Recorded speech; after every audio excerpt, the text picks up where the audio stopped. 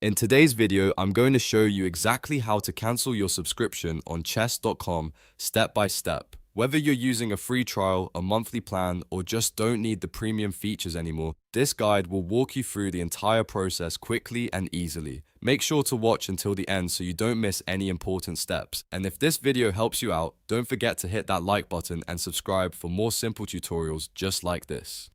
Alright, let's get started. First, open your browser and head over to chess.com, then log into your account using your username and password. Once you're logged in, look at the bottom left corner of the screen. You'll see a small gear icon. This is your settings menu. Go ahead and click on that. After clicking the gear icon, a menu will appear. From here, select all settings. This will take you to a more detailed settings page where you can manage everything related to your account. Now that you're set aside the settings page, look for the section labeled Membership or Payment. This is where chess.com keeps all your subscription details, including your current plan, billing cycle, and payment method. Click on Membership or Payment to continue. Once you're in the membership section, you'll see information about your current subscription. Look for the option that says Cancel Membership. It's usually clearly visible on this page. Go ahead and click on it.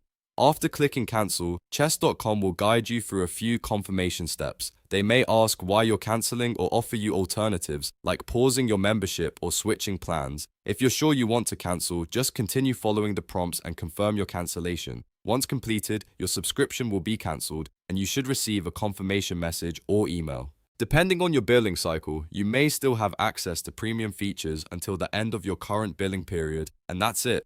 You've successfully cancelled your chess.com subscription. It's a quick process once you know where to look, and now you can manage your account with confidence. If this video helped you, make sure to hit that like button and subscribe to the channel for more easy to follow tutorials. Thanks for watching, and I'll see you in the next one.